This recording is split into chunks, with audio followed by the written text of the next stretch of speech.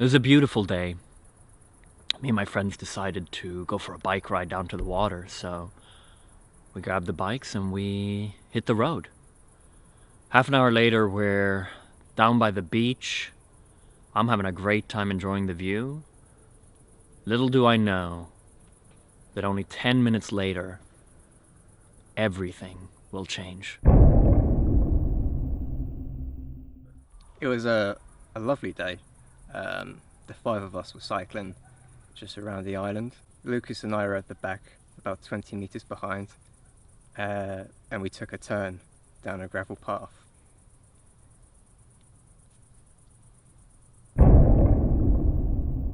So first thing, when we decided to go down the gravel path, I looked down at my own bike and I started to drift on the gravel. Theo was speeding down and he was going really fast.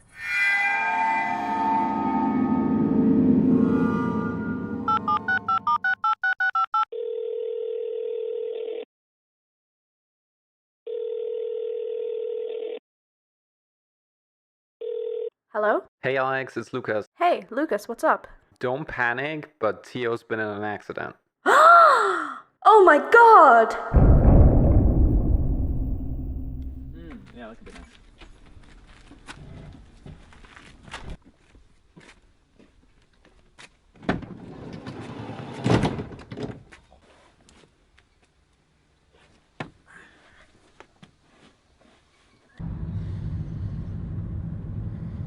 We're going to the place where it all happened.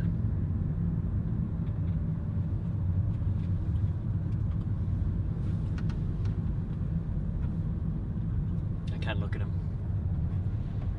I can't look.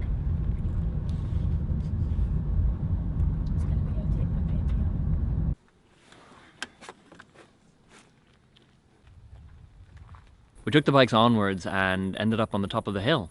From there, I had this beautiful view of the pier and a lovely downhill area. I grabbed my bike and I sped down with all my might.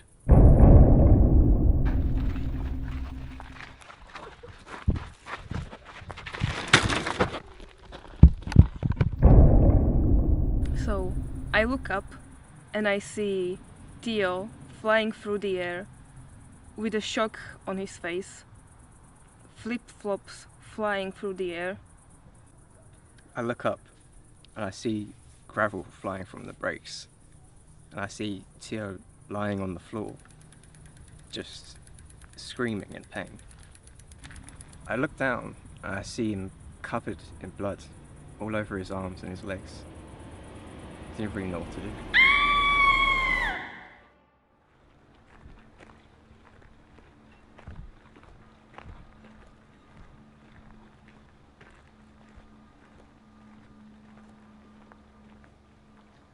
This is where it happened. I came down from the top of this hill, the wind in my hair, a beautiful view, not a care in the world. And out of nowhere, a few bumps is all it took. This first one got my ass off the seat as I tried to brake, seeing what was coming. And with that, the back wheel went up, and this second one is where it all ended.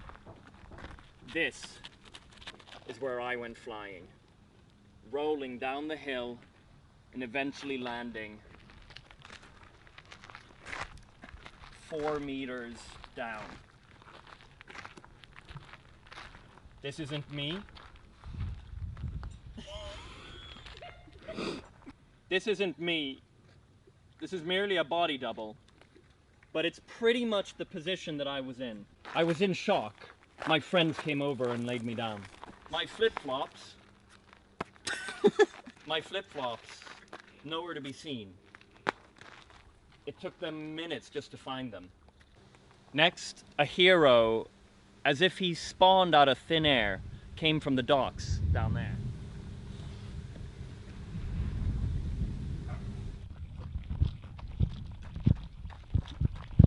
Help! We need help! This man was just what we needed as we were all in shock. He quickly took out his phone, and called 112, the Swedish emergency number. On the phone with them, he asked me for my symptoms, in which I said I couldn't hear anything. How did you hear him ask what your symptoms were if you couldn't hear anything? All I heard was ringing in my ears. Ringing and just the echo of my friends screaming still. And I was very, very close to throwing up, but I didn't. This man is he's a hero, and he tried to save my life. And for that I thank him.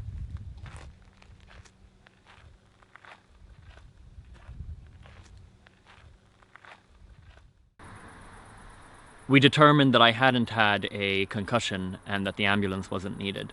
Instead, we fetched the car and drove me home. Next, I sat down on the couch and my wife was helpful enough to help me clean with some alcohol in my wounds, as there's a lot of gravel at this point still stuck in my skin.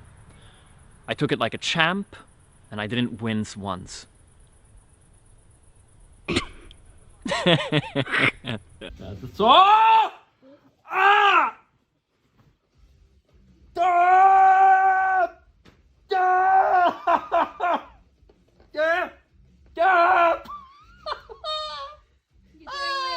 You're doing really good. So here I am. This is me. I can barely walk. My hand, unusable. I'm broken. Let's go.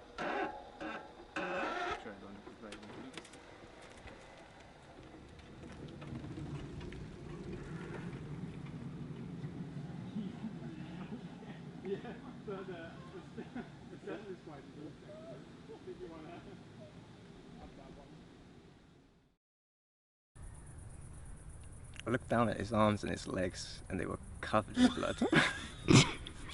We just keep all this in just like that. It's really serious. It's so serious. It's so serious. Do it again. And next time when I looked up, I see Theo flying through the air with shock in his face, flip-flops flying all over. You have to get that. And I see Theo flying through the air with a shock in his face. I cannot say this without the word flip-flop in a serious sentence. You can say it. With a complete shock in his face. His flip-flops...